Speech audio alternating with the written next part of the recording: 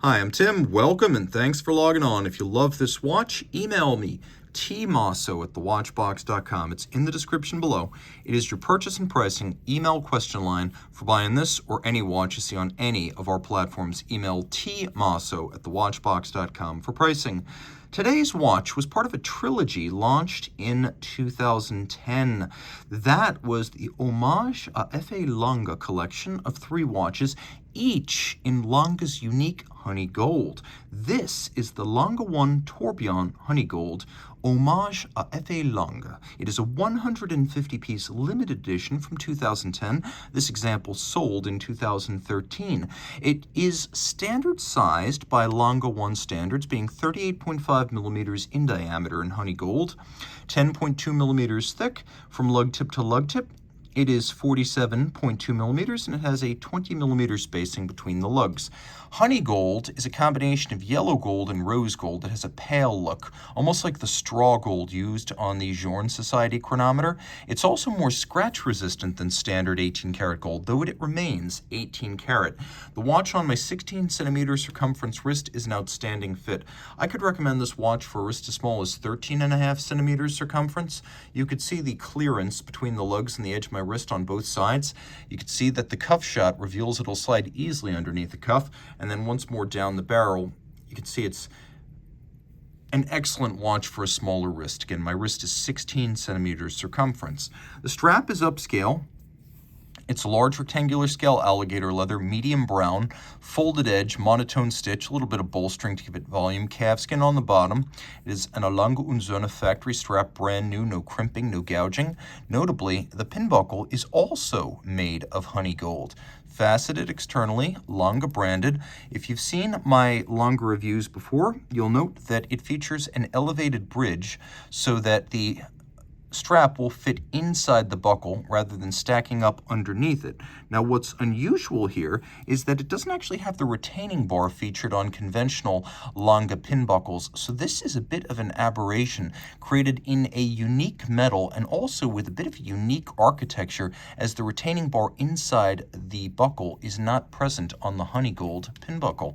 The Honeygold case looks much like pink gold, although not exactly.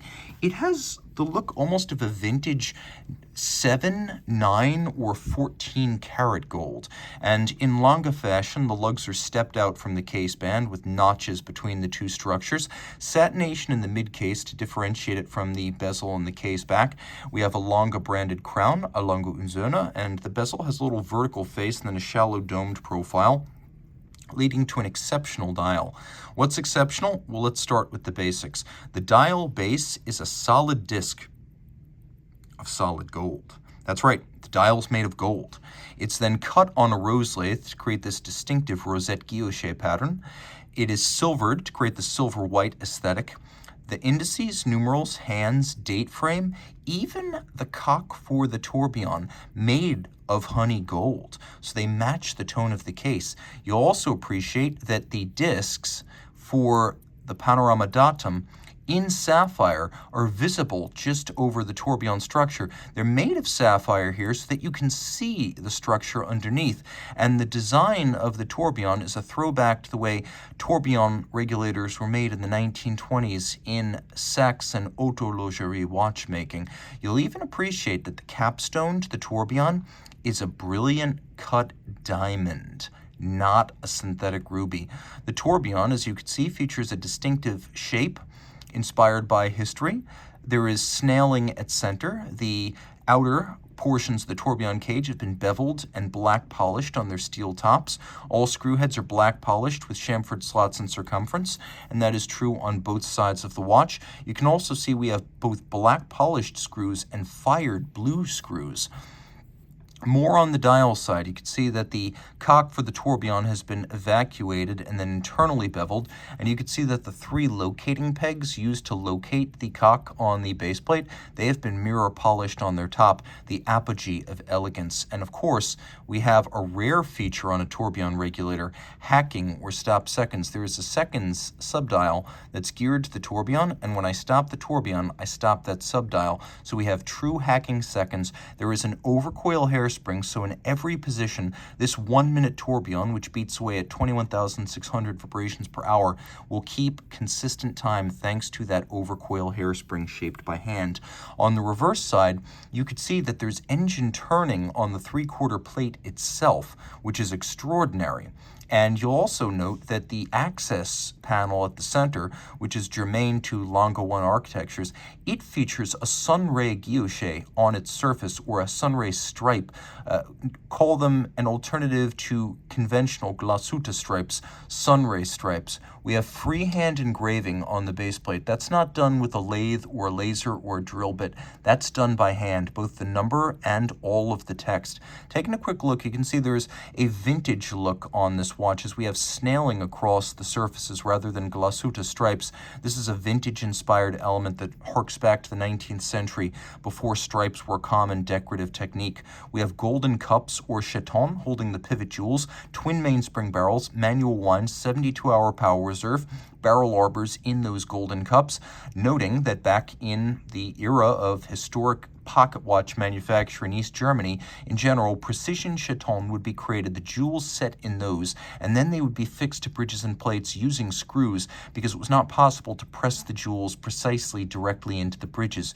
You can see that the gear train uses a spoke style inspired by vintage pocket watches, and then we have both the underpinning for the tourbillon and the drivetrain adjacent with freehand engraving, burin and chisel, but no engines. Again, all of this done freehand and no two exactly alike. Take a look. You can see the beveling on the edge of the bridges, beautifully rounded and smooth. There's engine turning on the base plate, satination on the wheels, and take a look. The bridges here are made of Honeygold. 1, 2, and 3. You can see the tone is different from typical German silver. If you look at the base plate below them, you can see the nickel copper zinc alloy that we call German silver is actually a paler gold. These have a little bit of rose to them because they are Honeygold. And then you could see that the capstone on the bottom of the tourbillon structure is also a brilliant cut diamond. This watch is outstanding and an absolute work of art, individually numbered. This is number 116. So please reach out, email tmosso@thewatchbox.com for purchase and pricing details. One last quick note. Sometimes I think these details are self-evident, but someone's going to ask. What you see over at 3 o'clock is an up-down power reserve indicator. And while we're adding on, 30 meters water resistant, but please don't tempt fate, not with a watch like this.